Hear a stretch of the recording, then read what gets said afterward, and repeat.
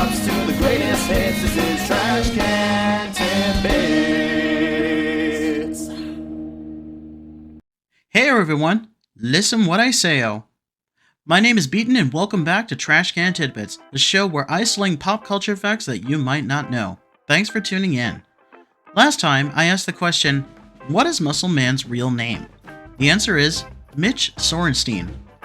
Only a select few call him Mitch, most notably his girlfriend, Starla.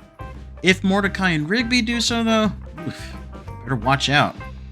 Now with that out of the way, let's get started with fact number 1. Did you know that some of the stunt team that worked on the PS1 game Tomorrow Never Dies went on to be directors of several big-budget Hollywood action movies?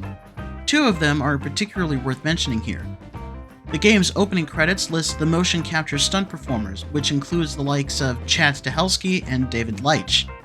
Stahelski would go on to be Keanu Reeves' stunt double in the Matrix trilogy and would eventually direct Reeves years later in the John Wick franchise. David Leitch went on to be the director of such action films as Atomic Blonde, Nobody, Bullet Train, Deadpool 2, and The Fall Guy starring Ryan Gosling. So in many ways, James Bond was a mentor to John Wick. Who knew? Fact 2.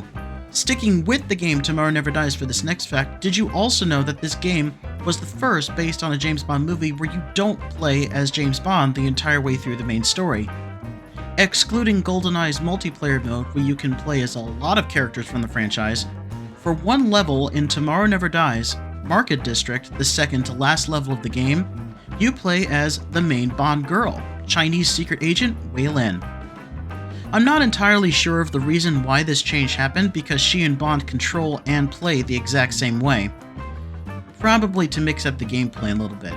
But in either case, not only is the lead Bond girl playable for the very first time in a video game, but her character in the movie was also played by a future Oscar winner, the legendary Michelle Yeoh.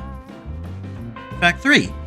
Did you know that the marketing campaign for the Disney movie Cruella compared it to another movie about fashion and a certain boss from hell on purpose? When the first trailer for Cruella premiered, people compared it to the movie The Devil Wears Prada. I mean, think about it.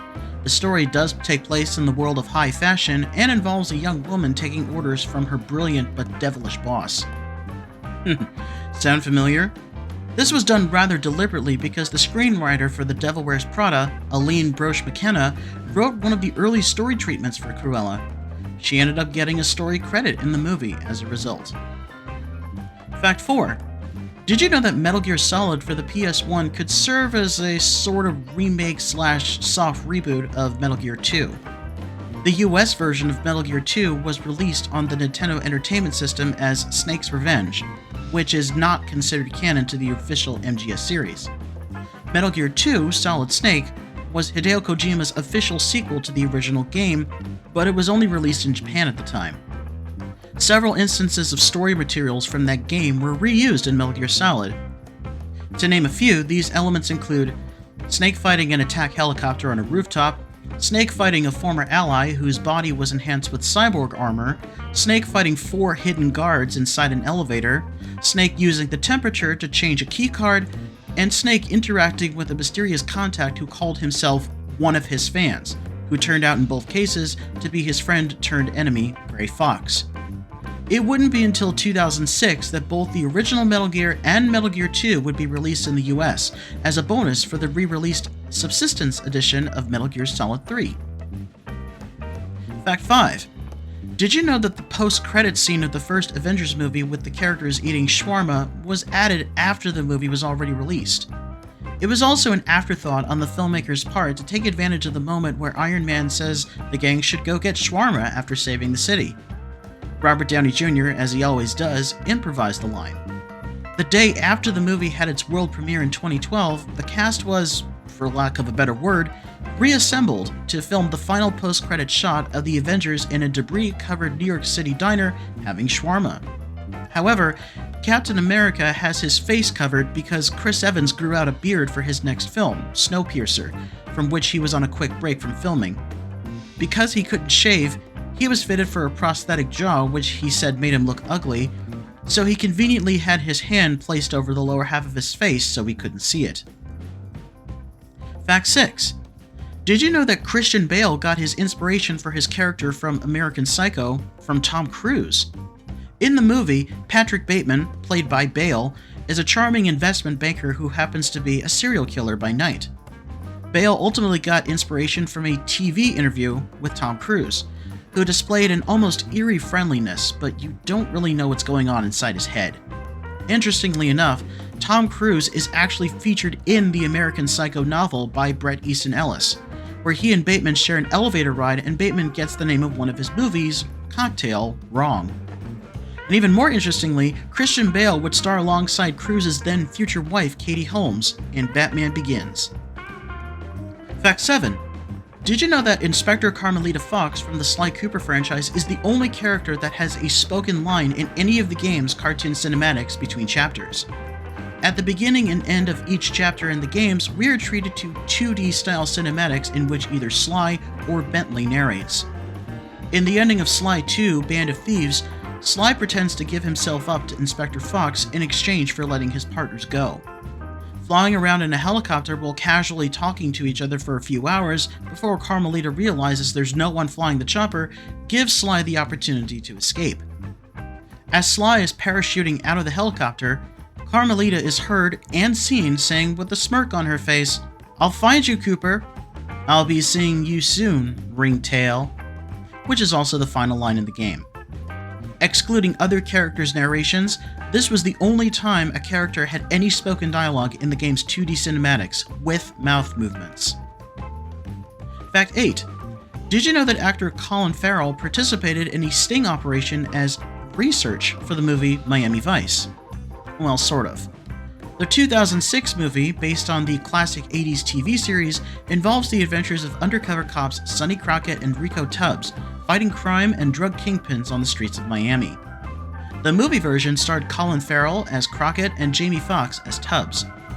Farrell was invited by the Miami-Dade County PD to participate in a sting operation, thinking it would be good research for his character. At some point during the meeting, however, tensions began to flare, guns were drawn, and a terrified Farrell instinctively opened his shirt to reveal he wasn't wearing a wire. The team commended him on his quick thinking, but a very shaken Farrell went back to his hotel thinking he could have been killed. Fortunately, the next day, it was revealed to Colin that the entire thing was a prank and that he was never in any danger. Footage of the sting can be seen on the DVD bonus features. I'm kind of glad the Miami PD didn't allow Jamie Foxx to go on any ride-alongs because who knows what could have happened to him. Fact 9. Did you know that the cutscenes from the GameCube game Metal Gear Solid: The Twin Snakes were directed by a filmmaker who would later direct a Godzilla movie? Ryohei Kitamura is a Japanese director known for his use of the slow-motion bullet time effect, seen in the Matrix franchise among other movies and games of the time. Kitamura directed the in-game cutscenes for Twin Snakes, and his intention was to stick as close to the original PS1 game as possible. However, series creator Hideo Kojima rejected them, telling Kitamura they needed to be more original. So, with the use of the in-game engine by developers Silicon Knights, rendered in real time, the cutscenes were animated to be over the top and made extremely heavy use of bullet time.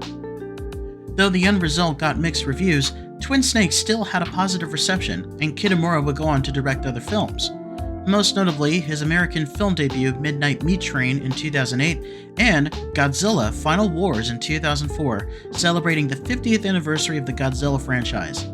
That film also made use of bullet time and epic fight scenes between the Big G and all the different kaiju. Fact 10.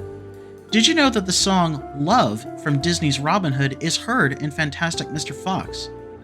Wes Anderson's animated film from 2009, based on the book by Roald Dahl, has no shortage of interesting songs on the soundtrack, including another Disney classic, Davy Crockett, King of the Wild Frontier, which is heard in the opening scene.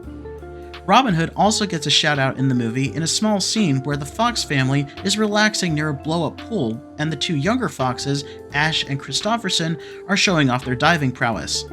And Christopherson does much better on his high dive than Ash does.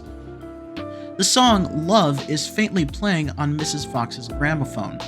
Again, the movie was released in 2009, almost a decade before Disney ended up buying 20th Century Fox. So, Fantastic Mr. Fox is now a Disney movie, and it makes perfect sense to have a song from Robin Hood playing in another movie about a charming fox who is also a brilliant thief. A bonus fact, though you can't make it out, Christopherson's swimsuit has a patch on it that says he is his school's champion diver, hence why his dive into the pool is so graceful. Wes Anderson definitely spares no detail. And here's today's trivia question. I once talked about the late director Richard Donner and his approach to directing Superman, but I haven't discussed the film that got him the job of directing Superman, The Omen. This horror classic tells the story of a family who adopts an unassuming little boy named Damien, who turns out to be much more devilish than everyone else expected. This even boils down to the little boy who got the job of playing Damien, Harvey Stevens.